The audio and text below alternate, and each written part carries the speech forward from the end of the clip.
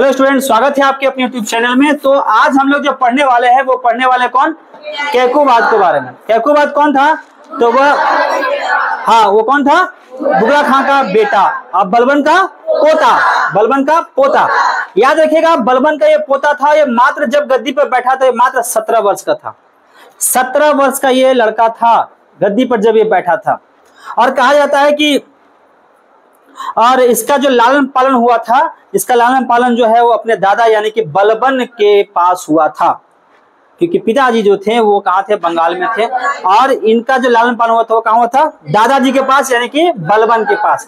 और इनके दादाजी के मरने के बाद ये गद्दी पर बैठता है। और बैठने का जो काल होता है 1286 से 1290 होता है। तो आज हम लोग का जो टॉपिक है वो कौन होने वाला है? कैकुबाद। चलिए स्टार्ट करते हैं कैकुबाद को। कैकुबाद के बारे में कहा जाता है कि इसका जो कार्यकाल है 1287 से लेकर 1290 तक, यानी कि 3 साल तक इसका शासन रहता है। कैकुबाद जो है मात्र 16 साल की उम्र में ही अपने गद्दी पर, वो 17 साल की उम्र में ही अपनी गद्दी पर बैठ चुका था, यानी कि दादाजी के मरने के बाद। कहा जाता है कि बलबन इनका पूरा देखभाल करते हैं, यानी कि पूरा इनको 17 साल तक पूरा देखभाल लालन पालन ये बलबन के ही संरक्षण में हुआ था। ठीक है। और जब ये राजा बनता है तो याद रखिएगा, दादाजी अगर कोई भी आदमी अगर आपको कोई भी चीज करने से मना करता है हमेशा, तो उस समय में आपको वो चीज बहुत खराब लगता है, बुरा लगता है कि आप ऐसे मत करो, आप वैसे मत करो। तो उस समय में वो व्यक्ति आपको खराब लगता है, लेकिन उसका नतीजा यह होता है कि बहुत सारे लोग अपने इच्छाओं को मार के वहां पे मौजूद रहते हैं। तो ये जो कैकुबाद था, ये 17 साल में बन गया राजा। बलबन मर चुका था। अब ये जो राजा बना था, इसको लगा कि अब हम सब कुछ कौन है? हम ही हैं, सब कुछ हम ही हैं। अब इसका जितना भी अंदर का चीज था, जो दबा हुआ था, वो बाहर आने लगा। बाहर आने लगा का मतलब यह हुआ कि इसकी दबी हुई इच्छाएं पूरा बाहर आने लगा। यह शराब पीने लगा। चूंकि बलबन जो था वो एक शासन प्रिय राजा था, मतलब शासन उसका टाइट था पूरा। ना दारू पीना, ना ये करना, ना वो करना, ठीक से रहना, किसी अत्याचार नहीं करना, कुछ नहीं करना, मतलब इस प्रकार का वो राजा था। अब वो मर गया, तो मरने के बाद उसका पोता को लगा दादाजी चल गए हैं, अब हम लोग दारू पीना शुरू कर दो।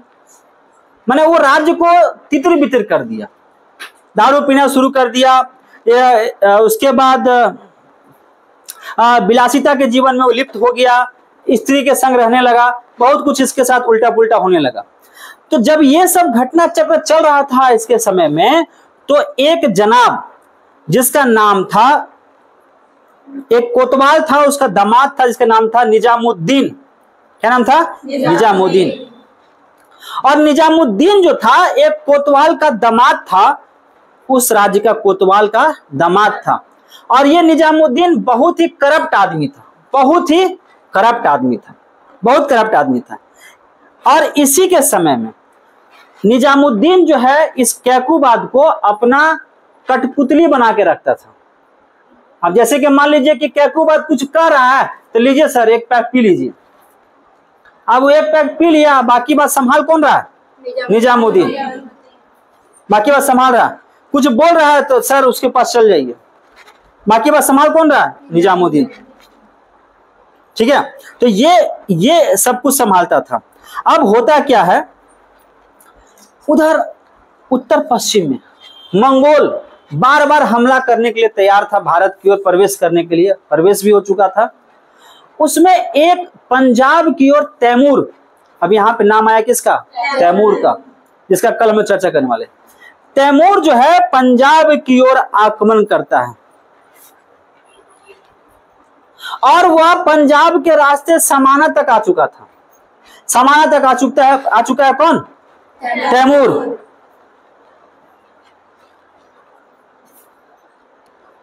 तो तैमूर जो है वो पहुंच चुका है पंजाब। अब पंजाब के कहा? समाना तक वो पहुंच चुका है। अब इधर उसके पिताजी कौन? बुगरा खां कहाँ है? बंगाल में। अब बैठे बैठे बुगरा खां जो है वो उसको एक दरबार में आया, एक सिपाही दिल्ली से। अब बोला महाराज आप यहाँ बंगाल में बैठे हुए हैं और आपके बेटा का वहां जो यथास्थिति है बहुत खराब हो चुका है। वो दारू पीता है, वो स्त्रियों संग रहता है, वो उसको शुद्ध बुद्ध सब खत्म हो चुका है। उसका कंट्रोलिंग पावर एक आदमी के पास चला गया है जिसका नाम क्या है? हाँ, तो हम लोग अब देखो बंगाल में कौन बैठा हुआ है? बुगरा खां। अब इधर इस दिल्ली में कौन है? कैकूबाद दिल्ली में है। दादाजी का लाडला, दादाजी इसको लाला पाला। अब बैठ गया दादाजी के मरने के बाद गद्दी पे। पिताजी कहाँ है? बंगाल में। अब गद्दी में बैठा, दादाजी ने बंद कर दिया था दारू पीना शुरू कर दिया। माने फ्रीडम हुआ तो सब कुछ करना ये शुरू कर दिया। अब इसको हैंडल करने लगा कौन? निजामुद्दीन। एक कौन था वो? एक सिपाही का या कोतवाल का दामाद कह सकते हैं, कोतवाल का दामाद था। अब वो उस राजा को हैंडल कर रहा, सोच लीजिए। और उधर पंजाब की तरफ कौन आ चुका है? तैमूर खां पंजाब की तरफ प्रवेश कर चुका है। अब ये बात जो है वहां के सिपाही जो कुछ जो कोई तो ऐसे होंगे जो सही सोचते होंगे, वो दौड़ते हुए पहुंचा कहां? बंगाल। दौड़ते हुए पहुंचा, महाराज आप यहां बैठे हुए हैं और वहां दिल्ली में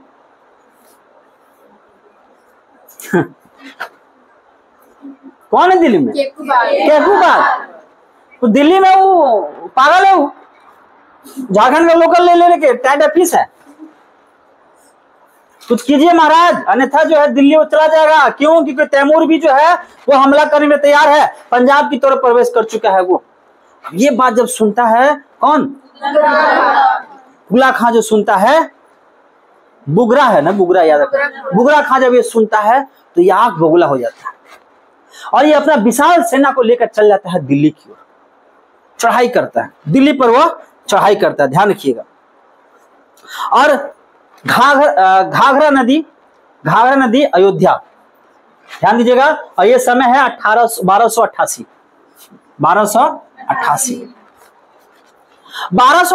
में जब ये बुगरा खां अपना सेना को लेकर पहुंच जाता है कहां? अयोध्या पहुंचता है। अयोध्या कहां पहुंचता है? घाघरा नदी के किनारे। वहां अपना डेरा डाल दिया। उधर से दिल्ली से नहीं, तैमूर नहीं, पहले तो इसको सीधा करना था, पहले अपने बेटा को ना सीधा करेगा। ये नालायक हो गया, पैसा आया नहीं कि आदमी बदल दिए। पैसा से याद आया, पैसा देख के चरित्र कभी नहीं बदलना चाहिए, याद रखिएगा। पैसा देखकर इंसान कभी नहीं बदलना चाहिए, पैसा देखकर चरित्र अपना कभी नहीं बदलना चाहिए। क्योंकि पैसा आज है कल नहीं है। और एक चीज बता देते हैं, सरकारी नौकरी केवल 60 वर्षों तक ही है। सही है गलत? अगर आप चाहते हैं कि सरकारी नौकरी है और वो बेटर है तो वो केवल 60 वर्षों तक। अरे 60 वर्ष से जब सरकार पर काम कीजिएगा, 60 वर्ष के बाद क्या कीजिएगा? आप कहिएगा सर 60 वर्ष के बाद हम बुढ़ा हो जाएंगे। जी नहीं, ऐसा बात नहीं है। रियल गेम तो 60 वर्ष के बाद ही होता है, रियल गेम। तो पैसा देख के कभी अपना चरित्र मत बदलिएगा, याद रखिएगा, इंसान मत बदलिएगा। ठीक है? तो यहां पे बलबन, सॉरी, यहाँ पे कैकूबाद के पास जब पैसा आ जाता है तो अपने आप को बदल लेता है ना, दारू पीने लगता है, ये कहता वो लगता है। इसका बाप को बुरा लगता है। इसका बाप जाता है सबक सिखाने के लिए, पहुंच जाता है अयोध्या और उस अयोध्या में घाघरा नदी के किनारे में अपना डेरा डाल देता है। वहीं दूसरी तरफ कैकूबाद का जो लीड कर रहा था कौन? निजामुद्दीन। वो कहता है कैकूबाद को, है तुम्हारे पिताजी आ रहे हैं और वो बुढ़ा आएगा तो तुम्हारा ये पूरा सब खत्म हो जाएगा। दारू पीना, ये मजा, ये शोहरत, ये सब खत्म हो जाएगा। तो जो इंसान शोहरत के पीछे जाते हैं, बात समझ रहे, दौलत के पीछे जाते हैं, सुंदरता के पीछे जाते हैं, वो सब जो है एक ना एक दिन समाप्त होने वाला है। यस या नो? हाँ, आज चेहरा आपका चमक रहा है, आने वाले समय में पक्का है कि वो चेहरा ढल जाएगा। तो सबसे जरूरी चीज होता है उसका व्यवहार, उसका नेचर कह सकते हैं ना उसको, ये बहुत मायने रखता है। बात समझ रहे? तो ये समझाता है उसको कि पिताजी आ रहे हैं, चलो नहीं लड़ोगे ना तो ये आके सबको तहस नहस कर देंगे, तुम्हारा जितना भी ये सपना है सब खत्म हो जाएगा। आओ ना ताओ देखता ही पहुंच जाता है कहाँ? अयोध्या, उस नदी के किनारे में। ठीक है ना? घाघर नहीं, घाघरा नदी के किनारे में, घाघरा नदी के किनारे में। ठीक है। अब क्या होता है, दोनों आमने सामने, पिता और पुत्र। पिता पूरा क्रोधित है, छोड़ना नहीं है इसको, सबक सिखाना है इसको। और उधर से बेटा भी तैयार। अब बेटा को तैयार करने वाला कौन? निजामुद्दीन, वो भी रेडी, छोड़ना नहीं बुढ़ा को, जो हो जाए सो हो जाए, ये तुम्हारा सब खत्म हो जाएगा। बहुत लोग अपने जीवन में अपने आप को खुश रखने के लिए बहुत कुछ ऐसा चीज जो है अपने गार्जियन से छुपा के वो काम करते हैं, लेकिन वो बहुत गलत काम है। या तो आप कीजिए ही नहीं, लेकिन जरा कल्पना कीजिए कि अगर वो बात उस पिता को या माँ को पता चलेगा तो कितना दुख होगा। वही चीज होता है किसके साथ? बुगरा खां के साथ। बुगरा खां को जब पता चलता है सत्ता तो मिला मेरे बेटे को, लेकिन मेरा बेटा संभाल नहीं पा रहा है। कारण क्या? कारण अब समझ में आ रहा है कि उसके साथ में एक व्यक्ति है, जो व्यक्ति उसको गलत रास्ते पे ले जा रहा है। लेकिन कहा जाता है कि जब दोनों किनारे पे मौजूद थे तो ये जो जनाब थे कोतवाल के दामाद निजामुद्दीन, ये बार बार उकसा रहा था किसको? केकूबाद को, कि तैयार हो जाइए हमला करने के लिए, वो आपको जीने नहीं देगा, वो आपके खुशी को छीन रहा है। जो इंसान आपको कभी भी समर्पण भाव से आपके साथ में रहता है, वो हमेशा आपको किसी न किसी चीज के लिए रोकेगा जरूर, कि आप ये मत करो, ये सही चीज नहीं है, ये आप ये मत करो, ये सही चीज नहीं है। लेकिन अक्सर आदमी उसी को गलत समझता है कि हमको ये रोक रहा है। आज के जमाने में मॉडर्न जमाना है, आज के जमाने में कौन क्या नहीं करता है। अरे कौन क्या करता है उससे मतलब नहीं है, उससे मतलब नहीं है। अब अगर उससे मतलब है तो अब समझ लीजिए मुकेश अंबानी 5,000 करोड़ खर्चा किया, कीजिए अभी खर्चा। आप कहिए कि मेरा उतना औकात नहीं है, तो जस्ट लाइक वही। तो जो इंसान आपको आपके बुरे कार्य या फिर कोई ऐसा कार्य के लिए रोकता है तो आप उसको हमेशा गलत मत समझिए। हो सकता है कि आपके भले के लिए वो रोकता हो सकता है। केकूबाद को हमेशा जब रोका जा रहा था, यानी कि उसके पिता के खिलाफ भड़काया जा रहा था, तो ये एक गलत तरीका था।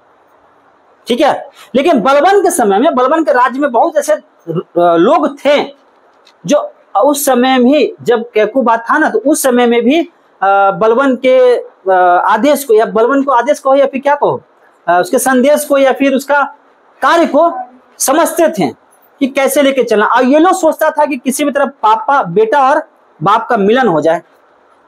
लेकिन उधर से कोतवाल का दामाद समझते थे ना, मिलन हो जाएगा तो गड़बड़ा जाएगा, मिलन हो जाएगा तो गड़बड़ा जाएगा। अंततः क्या होता है कि दोनों का मिलन हो जाता है, समझौता करवा दिया जाता है, पिता पुत्र में समझौता हो जाता है। ठीक है। इसके बाद समझौता हो गया, पिता पुत्र का मिलन हो जाता है। लेकिन कहा जाता है कि केकूबाद को कुछ ही वर्षों के बाद, कुछ ही समय के बाद लकवा मार देता है। सोच लीजिए, गलत का परिणाम हमेशा आपको गलत मिलेगा। हम आपको एग्जाम्पल देते, एक सीधा सीधा एग्जाम्पल है। तो केकूबाद जो है यहाँ पे उसको लकवा मार देता है, लकवा मारने के बाद वो मर जाता है। फिर उसके बाद अमीर लोग जो है वहाँ के बैठाते हैं उसका बेटा को, जिसका नाम था क्या, उसका नाम था क्यूमर्स। क्यूमर्स 1290 में बैठता है, याद रखिएगा। क्यूमर्स की गद्दी पर बैठाया और उसके बाद उसका एक संरक्षक बनाया गया, इसका नाम है जलालुद्दीन। इसको जलालुद्दीन याद रखिएगा, नाम सुने हैं ना। जलालुद्दीन को संरक्षक बनाया गया। लेकिन जलालुद्दीन जो है वो देख रहा था, क्यूमर्स जो बच्चा था, ज्यादा बड़ा नहीं था, तो वो पूरे यथास्थिति को देख रहा था। तो देखते देखते उसको समझ में आया कि अरे यार क्यूमर्स, तू हो रहा के क्या करेगा, तू हो जा। हम लोग अपना वंश को स्टार्ट कर लेंगे, नया वंश। तो क्यूमर्स को भी वो जो क्या करता है कि वह बंदी बना लेता है, उसके बाद उसका हत्या कर देता है और उसके बाद यहाँ पे गुलाम वंश का पूरा समापन हो जाता है।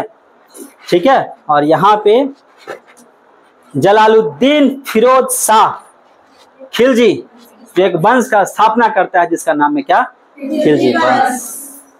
ठीक है, इस तरह से आपका गुलाम वंश समाप्त हुआ। बहुत बहुत धन्यवाद आप लोगों का।